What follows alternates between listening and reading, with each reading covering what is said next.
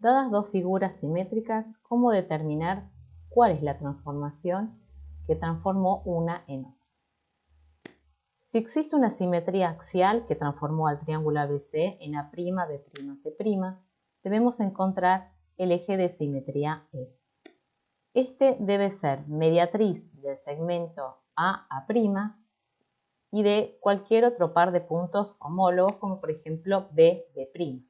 El eje de simetría, entonces, para encontrarlo vamos a trazar el segmento AA' y determinamos la mediatriz, es decir, la perpendicular que pasa por el punto medio. Lo mismo hacemos con cualquier otro par de puntos homólogos.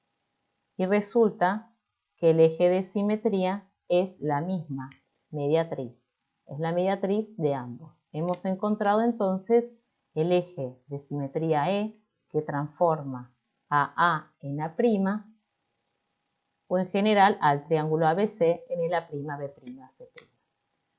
Si existe una simetría central que transforma este cuadrilátero en este otro, tiene que existir un punto O, que será el centro de simetría, que esté a la misma distancia de un par de puntos homólogos. Para encontrarlo, trazamos el segmento que une un par de puntos homólogos, el segmento que une otro par de puntos homólogos, y se van a cortar en un punto, que entonces este será el centro de simetría, que va a equidistar de cualquier par de puntos homólogos. La simetría central queda definida entonces y es la que nos permite encontrar cómo transformar A en A' o en general ABCD en A', B', C', D'.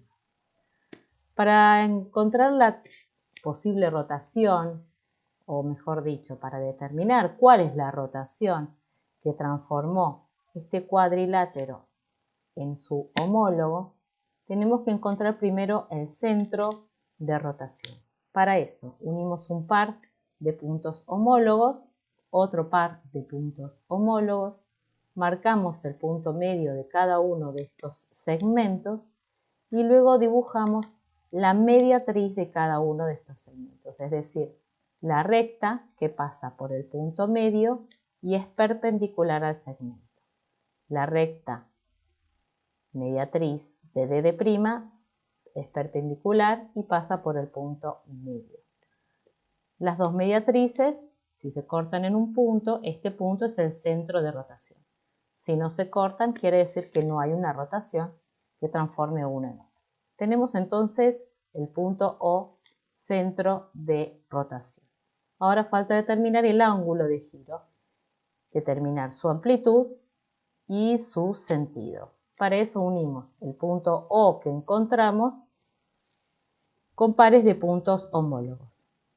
A con O y O con A'. Queda determinado un ángulo, queda determinada su amplitud y queda determinado también su sentido, porque el giro de A a A' es, en este caso, horario, entonces el signo va a ser negativo. Esto se repite para cualquier par de puntos. D, O, D' es un ángulo que tiene la misma medida que el alfa que encontramos antes, la misma amplitud y el mismo sentido, en este caso negativo. Queda definida entonces la rotación con centro en O y ángulo alfa que transforma A en A' y que transforma también a todo este cuadrilátero en su homólogo. Por último, la simetría de traslación que transforme al triángulo ABC en el A', B', C' va a estar determinada por un vector. Para encontrar el vector traslación, unimos un par de puntos homólogos y otro par de puntos homólogos. Y encontramos entonces el vector traslación. El vector AA' y el vector BB' tienen la misma dirección porque están ubicados sobre rectas paralelas, tienen el mismo sentido y la misma medida existe entre A' y B'. Los vectores son equivalentes y este entonces en definitiva es el vector traslación.